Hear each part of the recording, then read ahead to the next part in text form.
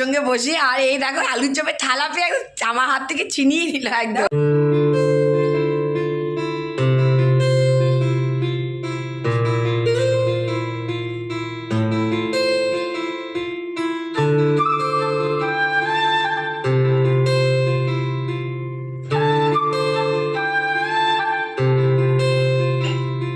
Good morning friends, welcome back to our channel. তোমাদের সকলকে আমাদের চ্যানেলে স্বাগত জানাচ্ছি। তোমরা সকলে কেমন আছো? আশা করি তোমরা সকলে ভালো আছো, সুস্থ আছো এবং আনন্দে আছো। আবার একটা নতুন ব্লগ নিয়ে চলে আসলাম তোমাদের সামনে। যেখান থেকে আমাদের ব্লগটা দেখছো তাদের সকলকে তানজিবি ফ্যামিলির তরফ থেকে অনেক অনেক ভালোবাসা এবং শুভেচ্ছা। তা চলো দেখতে থাকো, সাথে থাকো, পাশে থাকো। তো সকাল সকাল চলে এসেছি রান্নাঘরে। এখন শুরু হয়ে গেছে ব্রেকফাস্ট। আজকে ব্রেকফাস্টে রুটির সঙ্গে হবে হচ্ছে তরকারি, আর সাথে হচ্ছে সিমাই হবে। তো রুটি হয়ে গেছে, তরকারিটা হচ্ছে, তরকারি হয়ে গেলেই বসে সিমাই। এই দেখো হচ্ছে রুটি হয়ে গেছে, এরপরে তরকারি নেমে গেলে বসবে সিমাই। দেখা যাক আজকে দুপুরে কী হবে, যেটা হবে সেটাই তোমাদের সঙ্গে শেয়ার করব। তো এখানে যে বাসনগুলো বেরিয়ে গেছে, সকালে যে বাসনগুলো ছিল সেই বাসনগুলো উঠিয়ে দিয়েছি, আর যেগুলো হয়েছে সেগুলো মেজে দিয়েছি, আর কিছু বাসন আছে সেগুলোকে আমি এখন চটপট করে হচ্ছে মেজে নেব।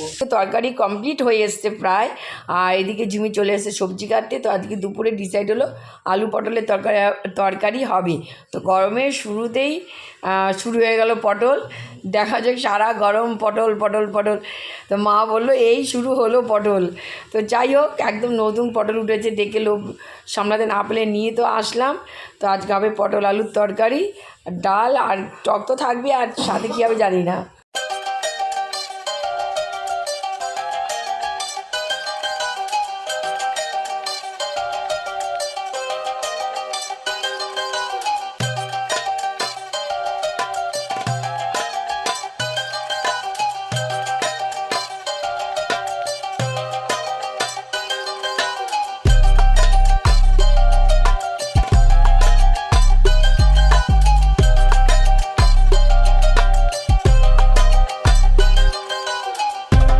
চলো অনেকক্ষণ বাদে চলে এসেছি রান্নাঘরে। আসলে মাঝখানে একটু কাজে মধ্যে ছিলাম বলে ক্যামেরা অন করতে পারিনি।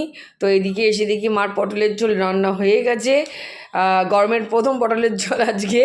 তো যাই হোক, ওইদিকে জলের বোতল টোতল সব ফাঁকা হয়ে গেছে, ভরতে হবে। আর এদিকে হচ্ছে সিমাই। তো সিমাইটা ভাজা হয়ে গেছে, নামিয়ে নিয়েছে। এইবার এটাকে দুধের মধ্যে দিয়ে ফুটিয়ে নিয়ে যাব টেবিলে। তো চলো ফটাফট আগে কাজগুলো সেরে নিক, আর তারপরে রান্নাঘর পরিষ্কার করাও বাকি আছে, আর আমাদের একটু কাজ আছে ওইদিকে করে আসছি ততক্ষণে। চলো।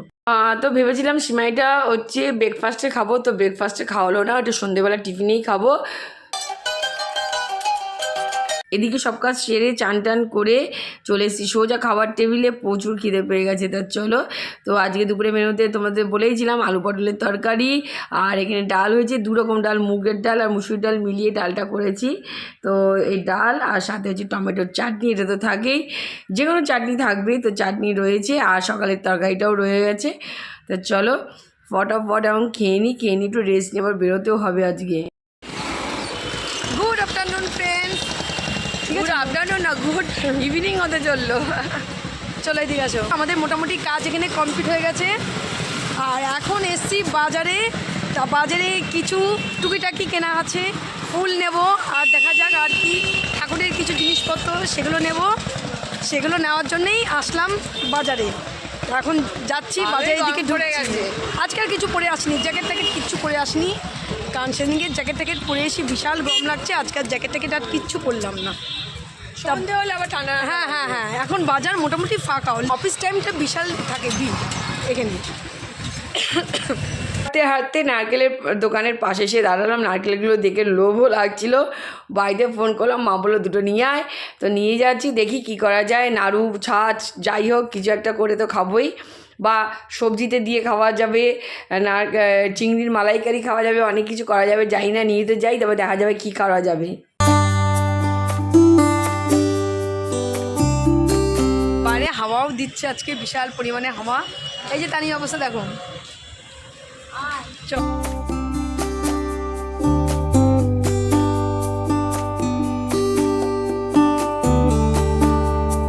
তো চলো নারকেল তো কিনলাম, কিনে সোজা চলে এসেছি দশকর্মার দোকানে, কারণ দশকর্মার দোকানে কিছু জিনিস কিনতে হবে, ঠাকুরের কিছু নেই, সেই জন্য চলে আসলাম। তো চলো আগে দেখি যদি পাওয়া যায় তো নেবো, আর নাহলে অন্য কোনো দোকানে যেতেই হবে।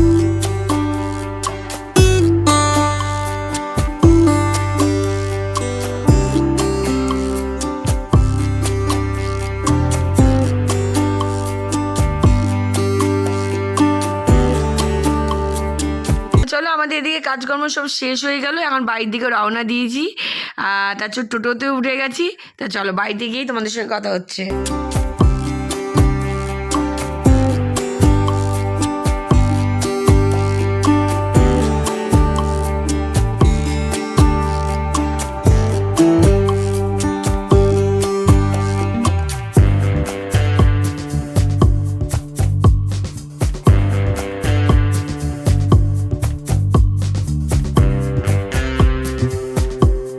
চলে এসেছি বাড়িতে এসে সোজা চলে এসেছি রান্নাঘরে। তো রান্নাঘরে তো মা একটা স্পেশাল কিছু করছে, বুঝতেই পারছো। তা চলো ফটাফট আমি জামা কাপড়গুলো ছেড়ে এসে তারপরে হচ্ছে তোমাদের সঙ্গে শেয়ার করছি। এখানে মা রেডি করতে লাগুক, আর এদিকে বেসনের ব্যাটার রেডি হয়ে গেছে। তো ওটা হলে আলুর চপ করে সাথে চা দিয়ে খাবো। চলো। Good evening friends. তো এই মাত্র বাড়িতে এসেছি, দেখো এখনও জামা কাপড়ও ছাড়িনি, কিন্তু ব্যাক ক্যামেরায় তোমাদের দেখালাম। বাড়িতে এসে একদম সারপ্রাইজ হয়ে গেলাম, মা আজকে আলুর চপ বানাচ্ছে।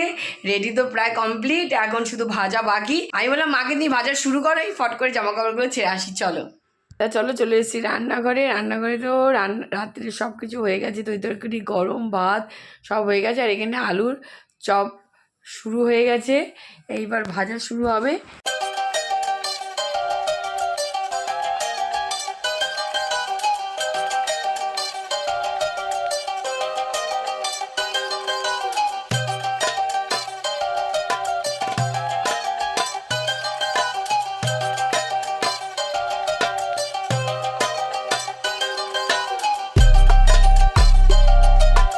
দেখো আলুর চপ আমি তৈরি করলাম মার সঙ্গে বসে, আর এই দেখো আলুর চপের থালা পেয়ে আমার হাত থেকে ছিনিয়ে নিল একদম। রেডি জিনিস কার না নিতে ভালো লাগে বলো, পুরো রেডি, বিট নুন দিয়ে ছড়ানো রেডি, সে জিনিস সবারই ভালো লাগে খেতে।